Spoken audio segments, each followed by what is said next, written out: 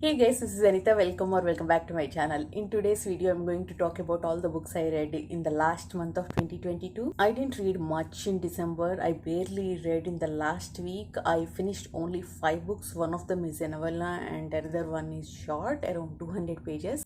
So page count wise, it is very less. But I liked all the books I read. Two of them made my top 10 list. One of them almost made it. If I had mentioned honorable mentions, that one would have definitely made that list. Rating wise, I have one 3.75, one 4.25, one 4.5, and two 5 stars.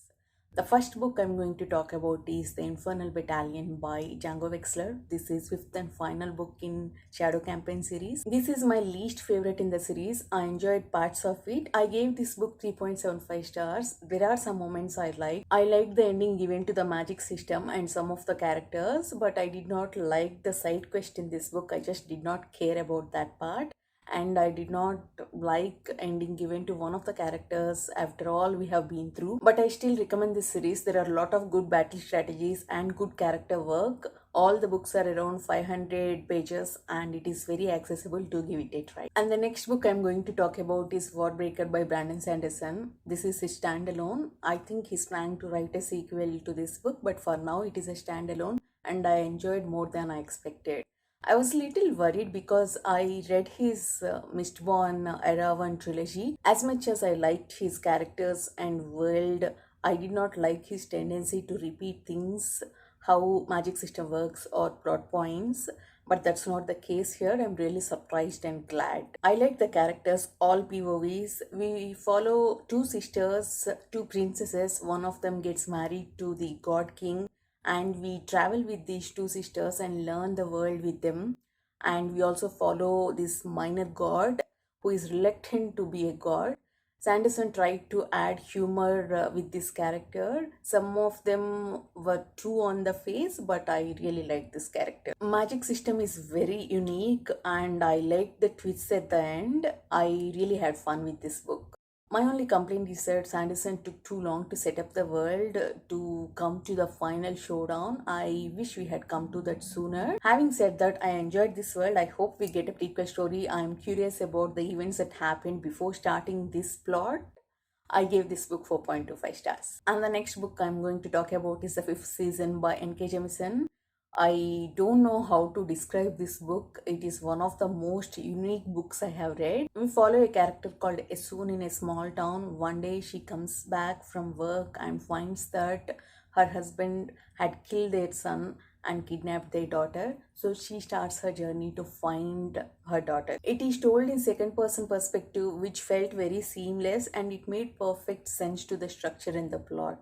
And the magic system, oh my god, what can I say about the magic system? It is one of the coolest and powerful magic systems. These people have the strength of all earth. Jemisin blends dystopian fantasy and sci-fi elements and takes us on this mysterious journey. World building felt like a mystery to me. There was so much left to understand about the world even after finishing the book. I think this trilogy is something we should binge read. I wish I had picked up the second book immediately after finishing the first book. I gave this book 4.5 stars because I felt pacing was off sometimes, or maybe it was because I was distracted while reading this book at the end of last year. This would have definitely made my top 10 list if I had read this earlier, if I had sit with it some time.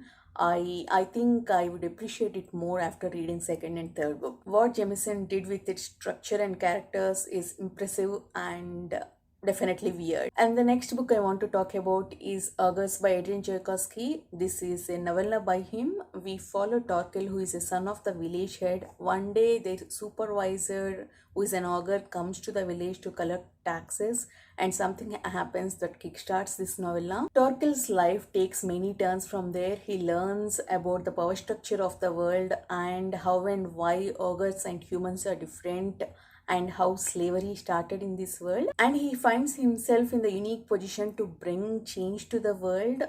When he decides the course of action, that's when the book ends. It was perfect to me. I understand some people don't like this ending. Tchaikovsky's endings generally work for me. I loved Guns of the Dawn ending. It made perfect sense to me. Same with August. And I like the themes Tchaikovsky explored in this book. Extraordinary storytelling in less than 200 pages. I gave this 5 stars and it made my top 10 list. And the last book I want to talk about is Tehanu by Ursula K. Le Guin. This is the fourth book in Le Guin's Earthsea series and one of the best books I ever read. This book made my top 3 list last year, and this book also made Le Guin one of my favorite authors.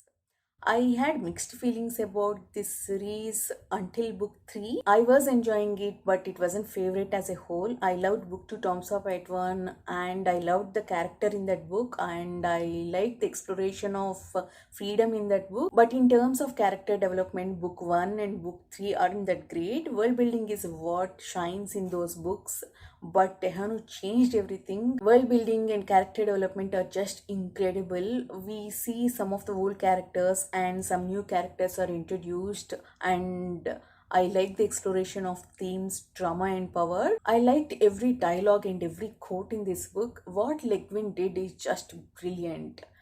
I still have 2 more books left in this series, but I already see myself rereading this series. I think I'll pick up more while rereading. Highly recommend this book. That's all I read in December. Please let me know in comments what you read. See you in the next video. Bye bye.